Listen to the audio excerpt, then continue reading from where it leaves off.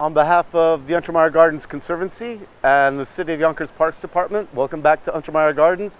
We're in very late winter, early spring, just on the cusp of March.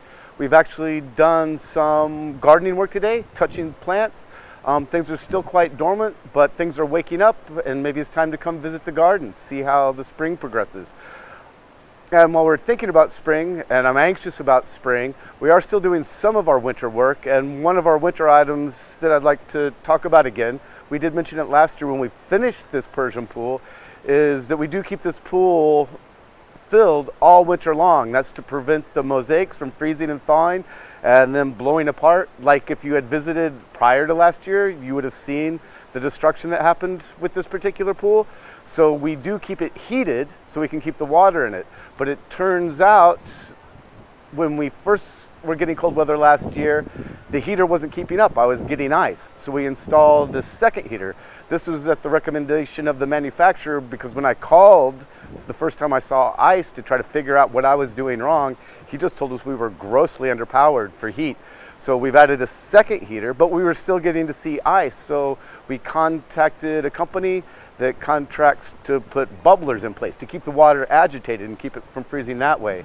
Well, the bid for that project came back at about $35,000, which caused my jaw to drop to keep this all warm. But it's a really important feature. We spent so much money bringing it back to life that we had to do something. Well, Kevin Cotter at Glencar Water Gardens, who's helped us with all our water features, said maybe just try a couple sump pumps and see what happens, if it'll keep the water agitated and keep it from icing up that way.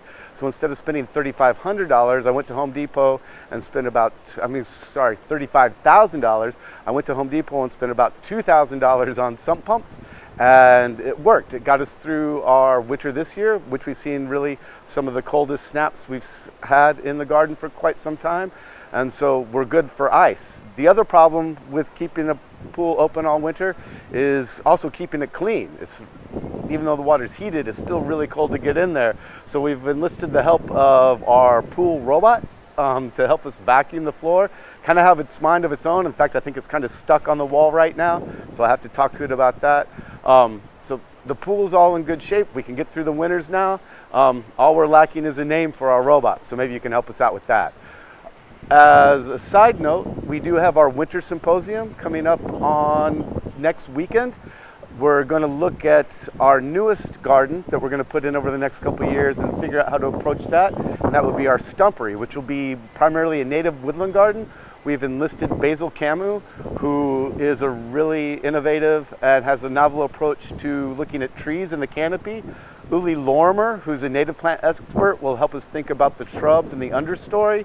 And then Tom Almendinger, who's a really keen naturalist, will help us think about how our garden might fit into the local ecosystem and how the local ecosystem can actually help our garden. So look on our website if you'd like to register for that. I'll see you next Sunday. Otherwise, enjoy the spring.